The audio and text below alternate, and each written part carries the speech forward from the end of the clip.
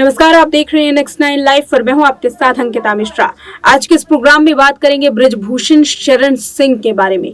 एक और बृजभूषण शरण सिंह पर लगातार पहलवान आरोप लगा रहे हैं, तो वहीं दूसरी ओर बृजभूषण शरण सिंह अपने बयानों से लगातार समर्थन हासिल करने की कोशिश कर रहा है और इसके लिए साधु संतों का सहारा बृजभूषण शरण सिंह ने लिया है। आपको बताते चले कि आज यानी कि 1 जून को खाप पंचायत मुजफ्फरपुर में हुई।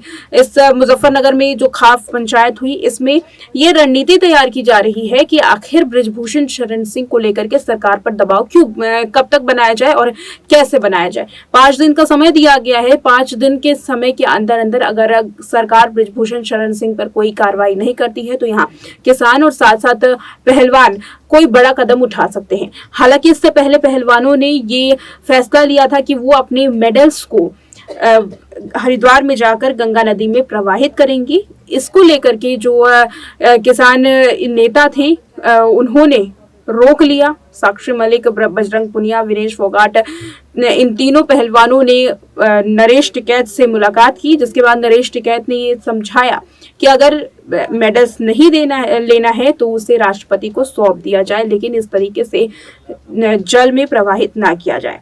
इसके बाद कयास लगाए जा रहे थे कि जल्द ही राष्ट्रपति से ये पहलवान मुलाकात कर सकते हैं। हालांकि पहलवानों का धरना अभी खत्म नहीं हुआ है और धरना और भी ज्यादा आक्रामक हो गया है।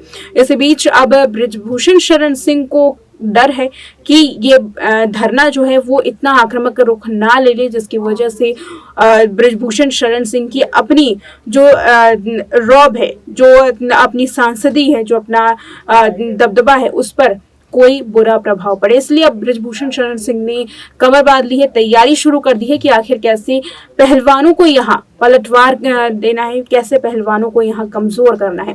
इसके लिए लगातार जो बृजभूषण शरण सिंह की साजिशें हैं, कहीं ना कहीं साजिश कही जा रही है, इसका पता चल रहा है। सबसे पहले आपको सुनवाते हैं संतों का वो बयान, क्योंकि साधु संतों का सहारा बृजभूषण शरण सिंह ले रहा है पहलवानों के खिलाफ बयान देने के लिए और साथ ही पहलवानों का ये धरना खत्म करवाने के लिए। क्या कहते हैं साधु संत, सुनिए।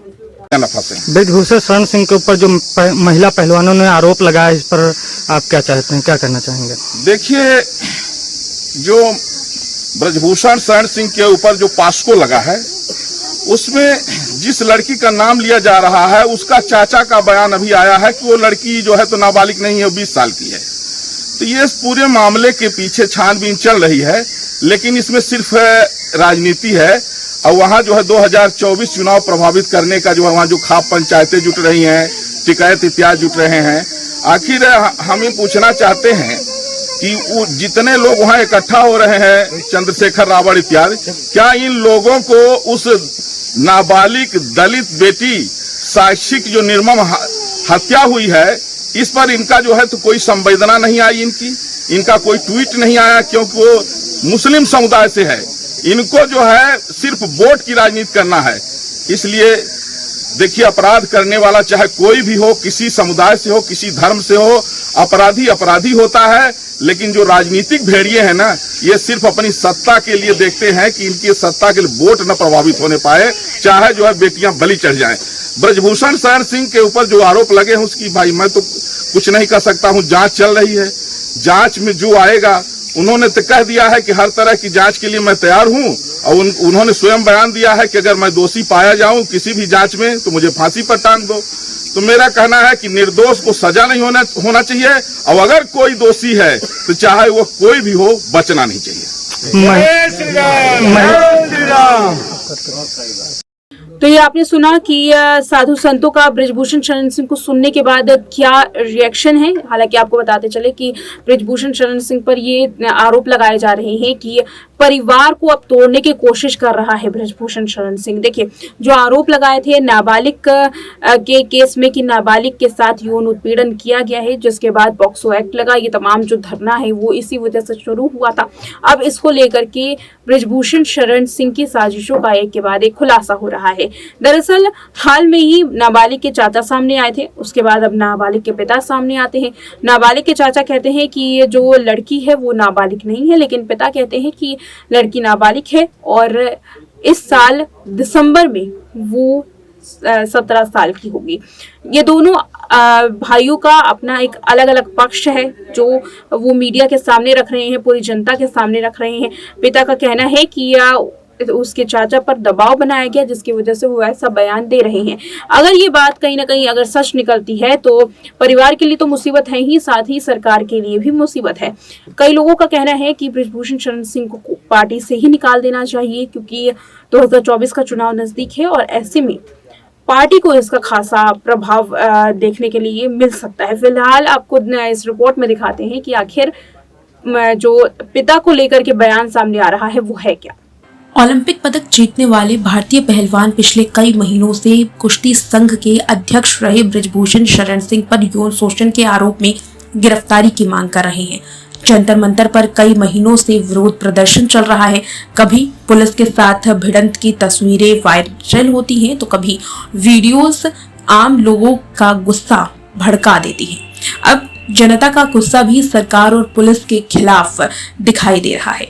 वहीं पहलवान पिछले दिनों हरिद्वार में अपने मेडल को गंगा मैया में प्रवाहित करने के लिए आए थे, जिसके बाद उन्हें किसान नेता नरेश टिकैत ने मना लिया और ऐसा करने से रोक लिया।